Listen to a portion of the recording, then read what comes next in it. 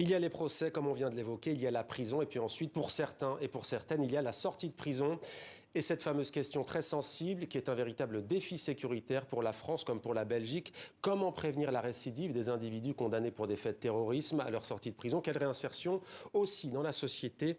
Marianne Meunier a mené l'enquête pour La Croix Hebdo. Bonsoir, soyez la bienvenue sur TV5 Monde. Voici donc le numéro de La Croix Hebdo. Terroriste, la prison et après, on le voit également à l'antenne, je l'ai ici entre mes mains, enquête réalisée également avec Marie Bouetton. Alors les sortants de prison, c'est un sujet dont on parle peu, il faut le dire, d'où cette enquête très remarquée en France.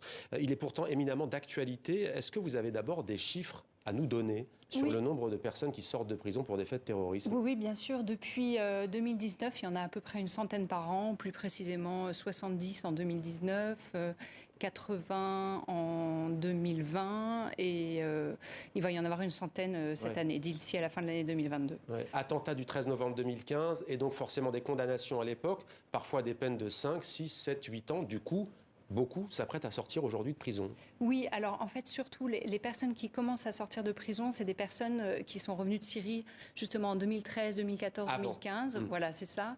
Et qui ont écopé de peines intermédiaires, de peines allant à peu près de 5 à 8 ans de prison. Ce ne sont pas des personnes qui ont commis directement des attentats, mais ça peut être des personnes qui sont tout simplement allées sur zone en Syrie, qui ont envoyé de l'argent à quelqu'un en Syrie. Ou, voilà, c'est des personnes qui ont été condamnés de façon intermédiaire. La France a vécu au rythme ces derniers mois du procès des attentats du 13 novembre. Tout récemment, la semaine dernière, l'ouverture du procès de l'attentat de Nice. Qu'est-ce qui vous a amené, vous et votre consoeur, à vous pencher sur cette question sensible? En fait, on s'est dit qu'à la faveur du procès des attentats de Nice, donc qui s'est ouvert lundi dernier, il serait intéressant de s'intéresser à ce sujet qui est un peu en dessous, hors des radars. Puisqu'en fait, les sortants de prison, c'est un sujet dont on ne parle pas beaucoup. Et pourtant, ils font l'objet d'un suivi extrêmement précis, extrêmement élaboré, et qui a permis de déjouer certains attentats. Donc ça nous a semblé intéressant d'un côté.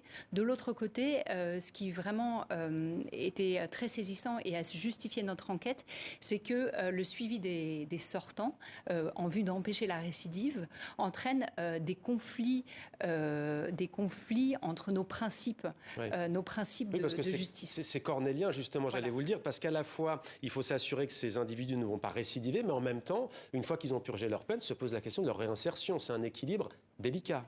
Effectivement, se pose la question de leur réinsertion et aussi de leur liberté. En France, on n'est pas censé purger une peine pour un risque potentiel qu'on fait encourir à la société. Qu'on fait encourir à la société. C'est un principe du droit français. Voilà, dans un délit d'opinion, il n'y a pas de délit d'opinion, il ne suffit pas de penser quelque chose pour être incarcéré. Alors pour autant, que se passe-t-il lorsqu'elles sortent et lorsqu'ils sortent? Il y a un contrôle strict judiciaire? Comment ça se passe? Alors il y a tout un arsenal en fait de mesures qui varient selon la dangerosité supposée de la personne qui sort.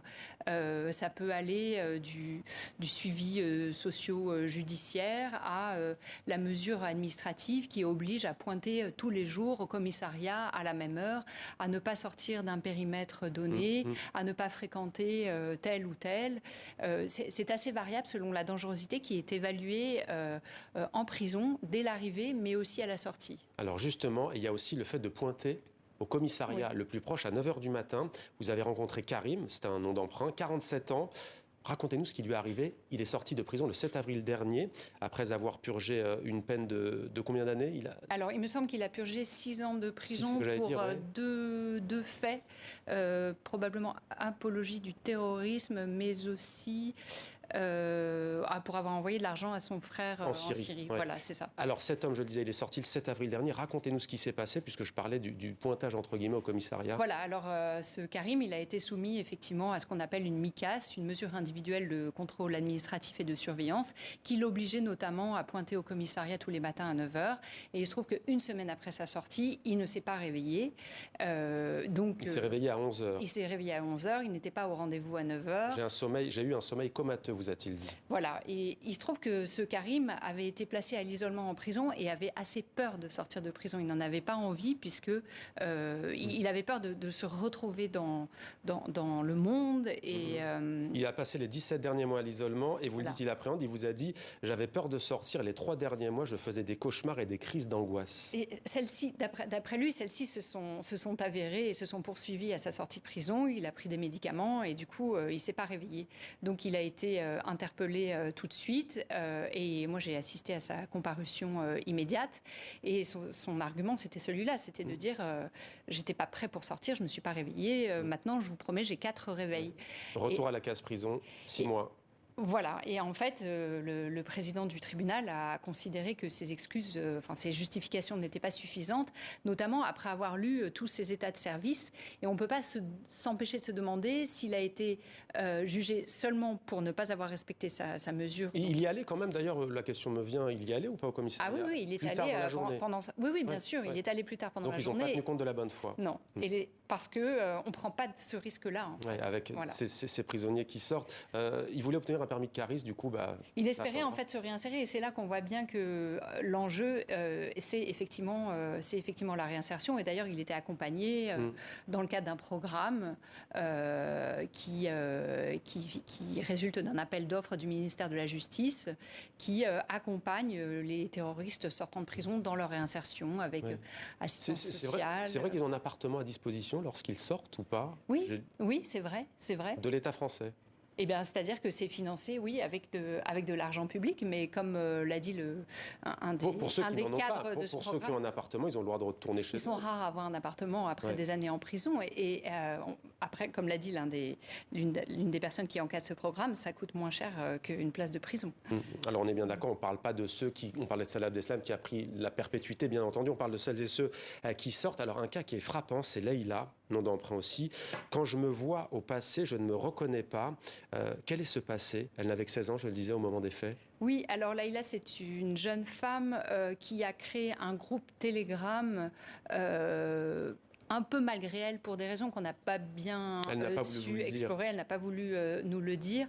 Mais sur ce groupe Telegram dont elle se retrouvait la créatrice et l'administratrice, il y a eu de l'apologie du terrorisme, ce qui a bien sûr alerté les autorités. Et donc, cette Leïla mineure a été arrêtée, a passé plusieurs années en prison. Et aujourd'hui, illustre parfaitement ses difficultés de réinsertion parce qu'elle dit, en fait, on a bien fait de me mettre en prison. En quelque sorte, j'ai perdu pied. Il me fallait un électrochoc, elle vous a dit. Voilà. Exit le voile, la religion, ça me saoule maintenant. Voilà. Elle vous a vraiment dit ça? Oui, elle nous a dit ça. Oui. Elle nous a dit ça.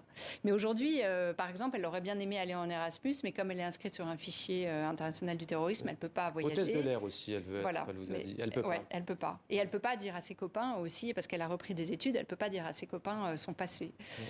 Donc voilà, c'est aussi une limite. Et en fait, la question aussi, c'est que à force de traquer, de surveiller, etc., les anciens terroristes qui sortent de prison, est-ce que le risque, c'est pas aussi de faire que le remède soit pire que le mal, en fait? Vous voulez dire parler de rechute? De rechute ou en tout cas d'animer une espèce d'animosité ou de ressentiment à l'encontre de l'État français qui empêche de reprendre une vie normale. Mais c'est vraiment une question que je pose et je n'ai pas la réponse puisque c'est vraiment du cas par cas. Oui, c'est du cas par cas. Mais il y a des avocats qui soulignent ça en disant mais en fait ils prennent perpète. C'est-à-dire qu'ils ont purgé leur peine, ils sont sortis et en fait ils ont toujours des comptes à rendre et on leur rend la vie impossible. Mais vous imaginez la pression sur la justice et les services de sécurité français? Imaginons qu'il y ait une récidive. Mais ça s'est produit. Et ça s'est produit. Ça s'est déjà produit. C'est cataclysmique. Mais bien sûr, le cas de Kermiche, pardonnez-moi, dont j'ai oublié le prénom, donc l'un des deux assassins du père Hamel en juillet 2016 à Saint-Étienne-du-Rouvray. Près de Rouen. C'est le cas. Il avait été en prison pour des faits de terrorisme. Il était sous bracelet électronique et ça a vraiment été un traumatisme pour les magistrats, effectivement. Alors, Alors, lui, vous ne l'avez pas rencontré, et pour cause, on va comprendre pourquoi. C'est assez glaçant. Vous parlez aussi, donc, dans le troisième portrait, si l'on peut dire, de Franck, où la récidive tragique. Alors, il a 13 ans lorsqu'on lui diagnostique des troubles du comportement. On l'assomme de médicaments. Il dit qu'il entend des voix. Cet homme, il est français, d'origine camerounaise. Il se convertit à l'islam. Et après, c'est l'engrenage, y compris en prison. Même en prison, il y a la difficulté d'empêcher la radicalisation encore plus forte. Mais oui, cette personne dont vous parlez, donc c'est ma collègue Marie Bouéton qui a fait son portrait, avec laquelle j'ai réalisé toute l'enquête. C'est Franck Elongabé qui est l'assassin d'Ivan Colonna il y a quelques mois, et qui, effectivement, au nom de l'islam, en fait. Effectivement, il était destiné à sortir d'ailleurs dans quelques mois. Oui. Et d'ailleurs, à un moment donné, alors un passage en quartier d'évaluation de la radicalisation QER est recommandé, mais jamais suivi d'effet. Son comportement ne me permettait pas de le placer en QER, l'acronyme de ce que je viens de citer. Mais ce qui est terrible, c'est qu'en avril 2020, il a un comportement irréprochable pendant 6 mois. Il dit, je veux aller dans la salle de sport. Alors, c'est quoi le terme exact? C'est pour être...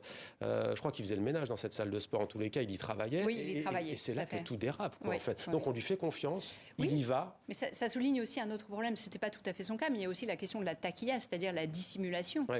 En fait, le problème, c'est que évaluer la possibilité de récidive, ce n'est pas une science.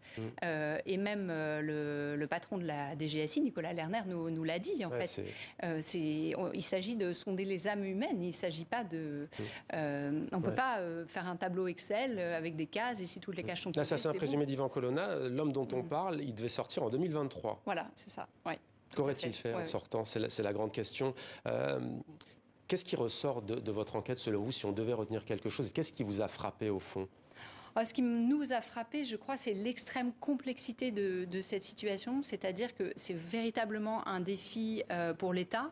Mais le défi, il n'est pas seulement sécuritaire, il est aussi juridique. C'est-à-dire que... ne pas renoncer à ses principes. Ne pas renoncer à ses principes tout en protégeant et tout en respectant effectivement la liberté des individus, le fait qu'ils aient purgé leur peine, etc. Donc ça relève vraiment de la dentelle. Et il y a vraiment un engagement assez fort de l'État pour essayer de trouver un équilibre. Alors certes, ça divise, les avocats sont pas tout à fait d'accord. Globalement, on ne l'a pas dit, mais sur la récidive, vous avez des chiffres. On peut dire que la plupart ne récidivent pas tout de même pour les faits de terrorisme. Oui, la plupart ne récidivent pas, mais le problème, c'est que c'est difficile à quantifier, la récidive, puisque la récidive, c'est l'absence d'attentat. C'est déjà d'ailleurs la récidive une vraie question dans la société pour les délits de droit commun. Bien sûr. On imagine que pour des questions de terrorisme... En tout cas, les personnes qui sont suivies par le programme de réinsertion dont je vous parlais tout à l'heure, pour la plupart, lorsqu'il y a récidive, c'est pour du droit commun, des trafics de stupéfiants, mais c'est pas pour des attentats. Mais le problème, c'est que lorsqu'il y a récidive, c'est spectaculaire et c'est tristement spectaculaire. C'est pour un attentat. Et c'est tout l'enjeu, effectivement, de cette question. Merci beaucoup d'avoir été notre invité. Donc, enquête terroriste, la prison et après. Merci beaucoup d'avoir été notre invité. Marianne Meunier et je cite aussi Marie Bouéton, notamment, qui parle de Franck. Merci beaucoup d'avoir été avec nous.